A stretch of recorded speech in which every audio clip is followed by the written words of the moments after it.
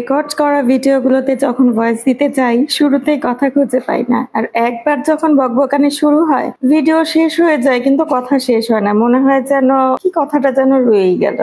By the way, আমি মিলি daily simple লাইফস্টাইলে আরো নতুন একটি ভিডিওতে আপনাদের সবাইকে স্বাগত জানাচ্ছি। কেমন আছেন সবাই? আশা করছি সবাই অনেক বেশি ভালো আছেন।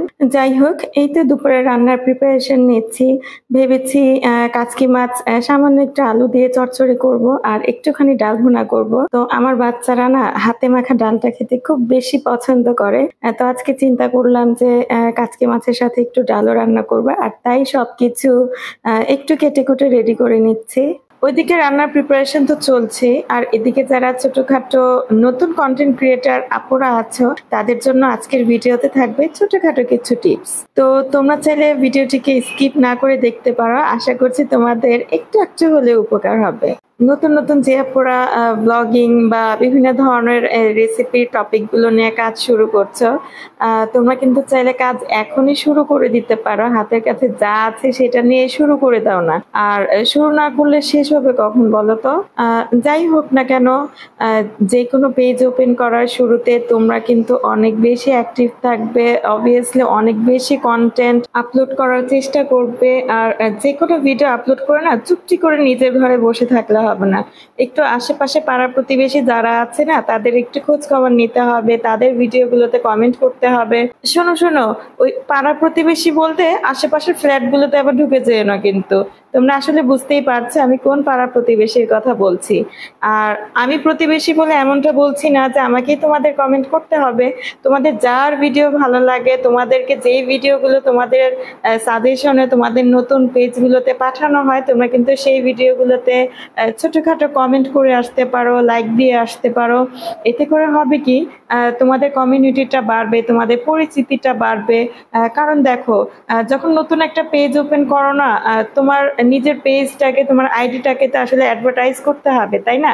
তো ওই যে তুমি নতুন একটি ভিডিওতে বা অন্য আপুর একটি কন্টেন্টে তুমি যে ছোটখাটো একটা কমেন্ট করে আসলে, এটাই হচ্ছে তোমার অ্যাডভার্টাইজমেন্ট। এটাতেই কিন্তু তোমার পরিচিতিটা, তোমার পেজের আইডিটা কিন্তু মানুষের কাছে পরিচিত হবে। বর্তমানে না online platform YouTube, Facebook, Instagram বা টিকটক, যেই প্ল্যাটফর্মই বলো না কেন, প্রতিটা সেক্টরে কিন্তু কম্পিটিশন অনেক বেশি। তো তাই একটু একটু চেষ্টা করবে, অনেক বেশি কিছু তো না, একটুখানি কোয়ালিটিটা মেনটেন করতে। আসলে একটুখানি কোয়ালিটিফুল ভিডিও যদি আপলোড করা না যায়, তো আমার কাছে মনে হয় যে বর্তমান যে কম্পিটিশন গুলো চলছে সেখানে টিকিয়ে রাখাটা কিন্তু খুবই ডিফিকাল্ট।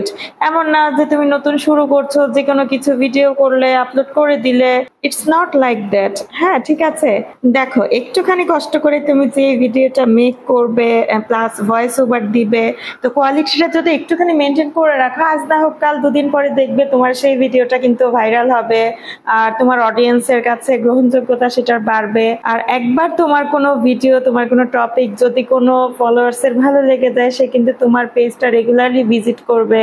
তার মানে হচ্ছে সে তোমার কন্টিনিউ একজন সাপোর্টার হয়ে গেল।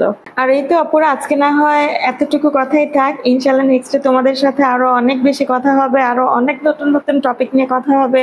আশা করছি তোমরা ততদিন পর্যন্ত অনেক বেশি ভালো থাকবে। আল্লাহ হাফেজ। এই রে, শোনো, আল্লাহ হাফেজ তো বলে দিলাম, ভিডিওটাতে লাইক আর কমেন্ট করতে কিন্তু ভুলো না।